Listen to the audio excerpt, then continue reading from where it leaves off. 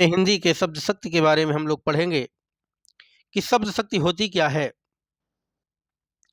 देखिए, शब्द शक्ति तीन प्रकार की होती है। सबसे पहले मैं बता देता हूं कि शब्द शक्ति तीन प्रकार की होती है: अभिधा, व्यंजना और लक्षणा।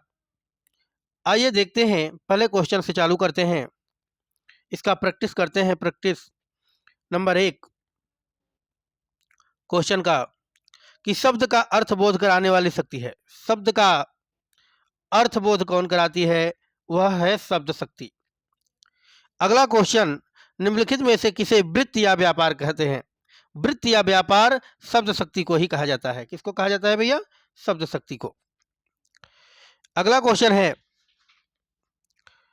शब्द शक्ति के मूलतः कितने भेद माने गए हैं? तो शब्द शक्ति के मूलतः, जैसे मैंने पहले बताया, कि तीन भेद माने गए हैं: अभिधा, लक्षणा और व्यंजना।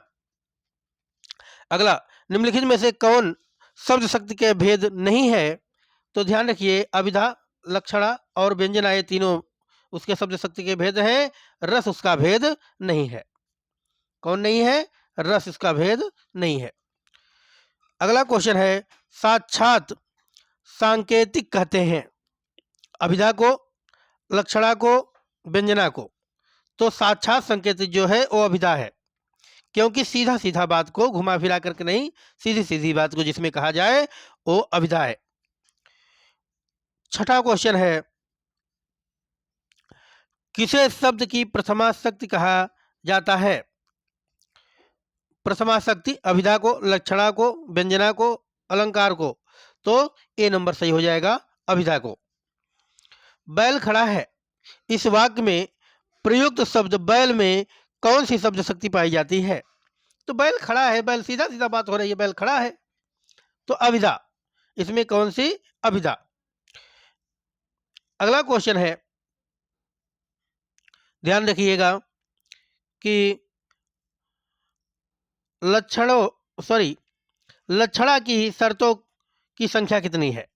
बहुत ही अच्छा क्वेश्चन है। लक्षणा की शर्तों की संख्या कितनी है? तो लक्षणा की शर्तों की संख्या 3 है भैया, 3 है, ध्यान रखिएगा। अगला क्वेश्चन है, निम्नलिखित में से कौन लक्षणा की शर्तों में शामिल नहीं है? तो लक्षणा की शर्तों में कौन शामिल नहीं है? मुख्यार्थ में बाधा, मुख्यार्थम लक्षार्थ में संबंध, ये भी सही है भाई, लक्षणा में होता है। रूढ़ का प्रयोजन, रूढ़ या प्रयोजन, ये भी सही है। अर्थात व्यंग्यार्थ शामिल नहीं है, तो डी नंबर ऑप्शन हमारा सही हो जाएगा। व्यंग्यार्थ किसमें होता है? व्यंजना में। अगला क्वेश्चन है, जहां मुख्यार्थ की बाधा होने पर रूढ़ या प्रयोजन के कारण मुख्यार्थ से संबंध अन्य अर्थ लक्षित हो, वहां शब्द शक्ति होती है। जहां मुख्यार्थ की बाधा होने पर रूढ़ या प्रयोजन के कारण मुख्यार्थ से संबंध अन्य अर्थ लक्षित हो, वहां शब्द शक्ति होती है। तो मतलब कुल मिलाकर के सीधी सीधी बात ना कह करके थोड़ी बात घुमा फिरा करके कहा जाए, वहां भैया लक्षणा होता है। क्या होता है? लक्षणा। अर्थात उसी को बोला जाए थोड़ा दूसरे रूप में, तो वहां लक्षणा। जैसे नीचे दिया गया है, अनिल ने सुनील से कहा तुम बैल हो। अरे भाई, सीधा ये नहीं कहा कि तुम आदमी हो, उसको दूसरे रूप में कह दिया। इस वाक्य में शब्द बैल में कौन सा शब्द शक्ति है? तो कौन सी शब्द शक्ति है, ये ध्यान देना है। तो इसमें लक्षणा शब्द शक्ति है। क्या है? लक्षणा। अगला क्वेश्चन है,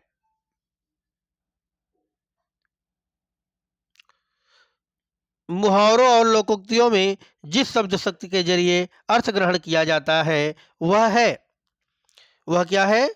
मुहावरों और लोकोक्तियों में भी जिस शब्द शक्ति के जरिए अर्थ ग्रहण किया जाता है वह लक्षणा है। अर्थात बी नंबर हमारा सही हो जाएगा। अगला क्वेश्चन है, रूढ़ा और प्रयोजनवती किस शब्द शक्ति के भेद के प्रकार हैं? रूढ़ा और प्रयोजनवती। किस शब्द शक्ति के भेद के प्रकार हैं? लक्षणा के। किसके हैं भैया? लक्षणा के। बी नंबर हमारा सही हो जाएगा। कौन सा? बी नंबर हमारा सही हो जाएगा। बी नंबर लक्षणा, बी नंबर हमारा सही हो जाएगा। ध्यान रखिएगा, बी नंबर सही हो जाएगा। अगला क्वेश्चन,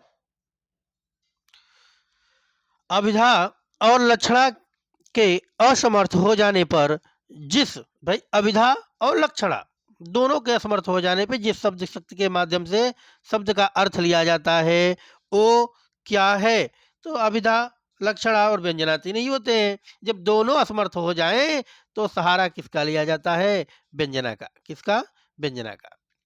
अगला, शाब्दी और आर्थी किस शब्द शक्ति के भेद हैं? शाब्दी और आर्थी, शब्द और अर्थ दोनों तो व्यंजना के भेद हैं, अर्थात सी नंबर हमारा सही हो जाएगा।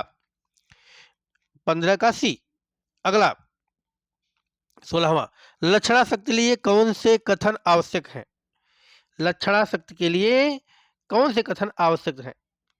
देखें, लक्षणा शब्द शक्ति के लिए मुख्यार्थ या वाचार्थ की बाधा, बिल्कुल बाधा पड़ेगा भाई। जैसे कहा गया कि अनिल ने सुनील को क्या कहा? तुम बैल हो। तो भाई आदमी ने कह करके क्या किया? बाधा किया, बैल कह दिया, तो बाधा होना। दूसरा, दूसरा ध्यान दीजिए क्या लिखा? लक्षार्थ या मुख्यार्थ से संबंधित होना। लक्षार्थ से या मुख्यार्थ से संबंधित होना, ये भी सही है। मूल में रूढ़ का अभाव, ये गलत है। और सांकेतिक अर्थ में किसी तरह की बाधा न होना, ये भी गलत है। अर्थात पहला और दूसरा हमारा सही है। ऑप्शन नंबर डी सही हो जाएगा।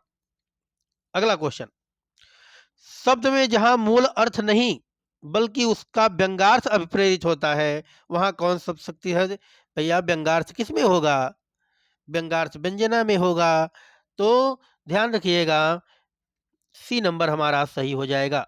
व्यंग्यार्थ जब हो, व्यंग के समान बोला जाए तो वहां व्यंजना होता है। अगला क्वेश्चन, जब अर्थ का ग्रहण अभिधा से न हो किंतु इससे संबंध हो तो अर्थ ग्रहण करने वाली शब्द शक्ति को क्या कहेंगे? तो अभिधा से न हो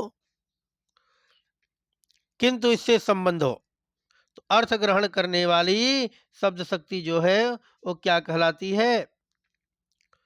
वो लक्षणा कहलाएगी। क्या कहलाएगी? लक्षणा कहलाएगी। ऑप्शन नंबर 18 का ए हमारा सही हो जाएगा।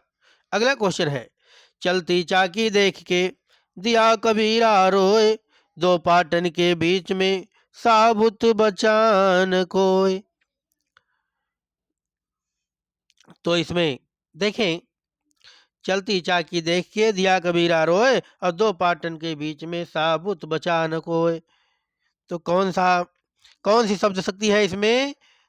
तो ध्यान रखिएगा, इसमें व्यंग्यात्मक शब्द का प्रयोग किया गया है कबीर के द्वारा, तो इसमें व्यंजना शब्द शक्ति है। मैं सुकुमार नाथ बन जोगू और तुम ही उचित तप मोकह भोगू। इसमें कौन सी शब्द शक्ति है? तो इसमें ध्यान रखिए, आर्थी व्यंजना है। कौन सी? आर्थी व्यंजना है। डी नंबर हमारा सही हो जाएगा। अगला क्वेश्चन है, किस शब्द शक्ति की प्रतीत सबसे पहले हुआ करती है? तो किस शब्द की प्रतीत सबसे पहले हुआ करती है? तो जैसा बताया गया, सबसे पहले अभिधा, अभिधा की प्रतीत हुआ करती है, अभिधा दिखाई पड़ती है। अगला क्वेश्चन है, वह तोड़ती पत्थर देखा उसे मैंने इलाहाबाद के पथ पर। ये निराला जी की कविता तोड़ती पत्थर का है। इसमें कौन सी शब्द शक्ति है? तो कौन सी शब्द शक्ति है भैया? ध्यान रखिए, इसमें अभिधा शब्द शक्ति है। वह तोड़ती पत्थर, है ना? देखा उसे मैंने इलाहाबाद के पथ पर, वह तोड़ती पत्थर। तो हम लोगों ने बहुत ही महत्वपूर्ण 22 क्वेश्चन का अध्ययन किया। अविधा में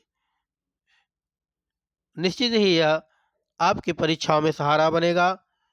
तो प्यारे मित्रों, इस वीडियो में यहीं तक। नमस्कार।